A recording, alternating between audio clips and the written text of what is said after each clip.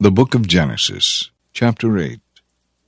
But God remembered Noah and all the animals in the boat. He sent a wind to blow across the waters, and the floods began to disappear. The underground water sources ceased their gushing, and the torrential rain stopped. So the flood gradually began to recede.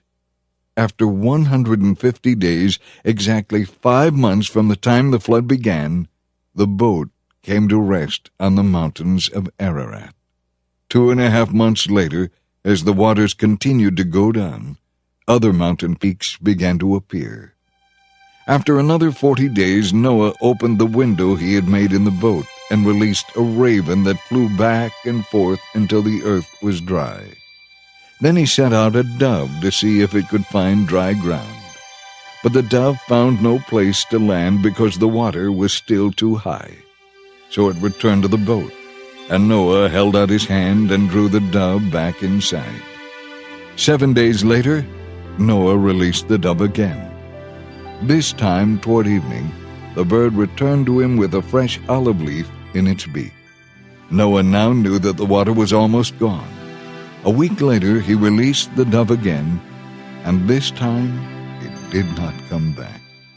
Finally, when Noah was 601 years old, 10.5 months after the flood began, Noah lifted back the cover to look. The water was drying up. 2 more months went by, and at last the earth was dry. Then God said to Noah, "Leave the boat, all of you. Release all the animals and birds so they can breed and reproduce in great numbers." So Noah, his wife, and his sons and their wives left the boat. And all the various kinds of animals and birds came out pair by pair. Then Noah built an altar to the Lord and sacrificed on it the animals and birds that had been approved for that purpose. And the Lord was pleased with the sacrifice and said to himself, "I will never again curse the earth, destroying all living things, even though people's thoughts and actions are bent toward evil from childhood. As long as the earth remains, there will be springtime and harvest, cold and heat, winter and summer, day and night." Chapter 9. God blessed Noah and his sons and told them, "Multiply and fill the earth. All the wild animals, large and small, and all the birds and fish will be afraid of you. I have placed them in your power. I have given them to you for food, just as I have given you grain and vegetables. But you must never eat animals that still have their lifeblood in them.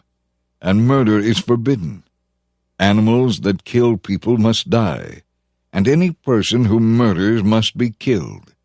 Yes, you must execute anyone who murders another person, for to kill a person is to kill a living being made in God's image. Now you must have many children and repopulate the earth, yes, multiply and fill the earth." Then God told Noah and his sons, "I am making a covenant with you and your descendants, and with the animals you brought with you, all these birds and livestock and wild animals. I solemnly promise never to send another flood to kill all living creatures and destroy the earth." And God said, "I am giving you a sign as evidence of my eternal covenant with you and all living creatures. I have placed my rainbow in the clouds. It is the sign of my permanent promise to you and to all the earth. When I send clouds over the earth, the rainbow will be seen in the clouds. And I will remember my covenant with you and with everything that lives. Never again will there be a flood that will destroy all life. When I see the rainbow in the clouds, I will remember the eternal covenant between God and every living creature on earth." Then God said to Noah, "Yes, this is the sign of my covenant with all the creatures of the earth." Shem, Ham, and Japheth, the 3 sons of Noah, survived the flood with their father. Ham is the ancestor of the Canaanites. From these 3 sons of Noah came all the people now scattered across the earth. After the flood, Noah became a farmer and planted a vineyard. One day he became drunk on some wine he had made and lay naked in his tent. Ham, the father of Canaan, saw that his father was naked and went outside and told his brothers. Shem and Japheth took a robe, held it over their shoulders, walked backward into the tent, and covered their father's naked body. As they did this, they looked the other way so they wouldn't see him naked. When Noah woke up from his drunken stupor, he learned what Ham, his youngest son, had done. Then he cursed the descendants of Canaan, the son of Ham. A curse on the Canaanites! May they be the lowest of servants to the descendants of Shem and Japheth. Then Noah said, May Shem be blessed by the Lord my God, and may Canaan be his servant. May God enlarge the territory of Japheth, and may he share the prosperity of Shem, and let Canaan be his servant. Noah lived another 350 years after the flood. He was 950 years old when he died. Chapter 10. This is the history of the families of Shem, Ham, and Japheth, the three sons of Noah.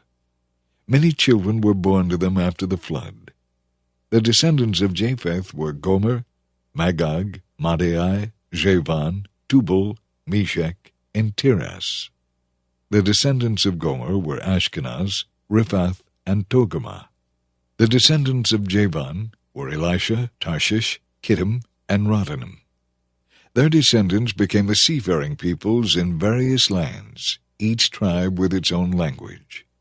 The descendants of Ham were Cush, Mizraim, Put, and Canaan. The descendants of Cush were Seba, Havilah, Sabta, Raamah, and Saptaga. The descendants of Raamah were Sheba and Dedan. One of Cush's descendants was Nimrod, who became a heroic warrior. He was a mighty hunter in the Lord's sight. His name became proverbial, and people would speak of someone as being like Nimrod, a mighty hunter in the Lord's sight. He built the foundation for his empire in the land of Babylonia, with the cities of Babel, Erech, Akkad, and Calneh. From there he extended his reign to Assyria, where he built Nineveh, Rehoboth, Calah, and Resen, the main city of the empire located between Nineveh and Calah. Mizraim was the ancestor of the Ludites, Anamites, Leobites, Naphtuhites, Pathrusites, Casluhites, and the Caphtorites, from whom the Philistines came. Canaan's oldest son was Sidon, the ancestor of the Sidonians. Canaan was also the ancestor of the Hittites, Jebusites, Amorites, Girgashites, Hivites, Archites, Sinites, Arvadites, Zamorites, and Hamathites. Eventually the territory of Canaan spread from Sidon to Gerar near Gaza, and to Sodom, Gomorrah, Admah, and Zeboim near Lasha. These were the descendants of Ham, identified according to their tribes, languages, territories, and nations. Sons were also born to Shem, the older brother of Japheth. Shem was the ancestor of all the descendants of Eber. The descendants of Shem were Elam, Asher, Arphaxad, Lud, and Aram. The descendants of Aram were Uz, Hul, Jether, and Mash. Arphaxad was the father of Shelah, and Shelah was the father of Eber. Eber had two sons. The first was named Peleg, division, for during his lifetime the people of the world were divided into different language groups and dispersed. His brother's name was Joktan. Joktan was the ancestor of Almodad, Sheleph, Hazar Maveth, Jerah, Hadoram, Uzal, Diklah, Obal, Abimael, Sheba, Ophir, Havilah, and Jobab. The descendants of Joktan lived in the area extending from Mesha toward the eastern hills of Sephar. These were the descendants of Shem, identified according to their tribes, languages, territories, and nations. These are the families that came from Noah's sons, listed nation by nation according to their lines of descent. The earth was populated with the people of these nations after the flood. Chapter 11. At one time the whole world spoke a single language and used the same words. As the people migrated eastward, they found a plain in the land of Babylonia and settled there. They began to talk about construction projects. "Come," they said, "let's make great piles of burnt brick and collect natural asphalt to use as mortar. Let's build a great city with a tower that reaches to the skies, a monument to our greatness. This will bring us together and keep us from scattering all over the world." But the Lord came down to see the city and the tower the people were building. "Look," he said, "if they can accomplish this when they have just begun to take advantage of their common language and political unity, just think of what they will do later. Nothing will be impossible for them. Come, let's go down and give them different languages. Then they won't be able to understand each other." In that way the Lord scattered them all over the earth, and that ended the building of the city. That is why the city was called Babel, because it was there that the Lord confused the people by giving them many languages, thus scattering them across the earth. This is the history of Shem's family. When Shem was 100 years old, his son Arphaxad was born. This happened 2 years after the flood. After the birth of Arphaxad, Shem lived another 500 years and had other sons and daughters. When Arphaxad was 35 years old, his son Shelah was born. After the birth of Shelah, Arphaxad lived another 403 years and had other sons and daughters. When Shelah was 30 years old, his son Eber was born. After the birth of Eber, Shelah lived another 403 years and had other sons and daughters. When Eber was 34 years old, his son Peleg was born. After the birth of Peleg, Eber lived another 430 years and had other sons and daughters. When Peleg was 30 years old, his son Reu was born. After the birth of Reu, Peleg lived another 209 years and had other sons and daughters.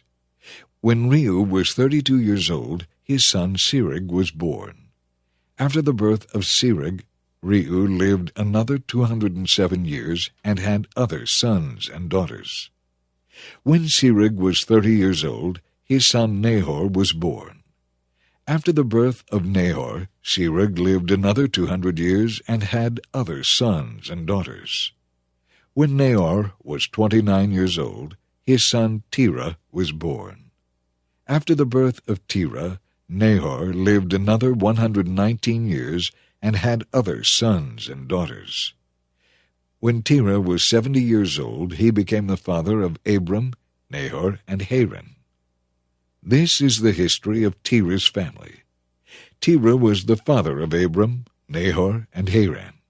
And Haran had a son named Lot. But while Haran was still young, he died in Ur of the Chaldeans, the place of his birth. He was survived by Terah, his father. Meanwhile, Abram married Sarai, and his brother Nahor married Milcah, the daughter of their brother Haran. Milcah had a sister named Iscah.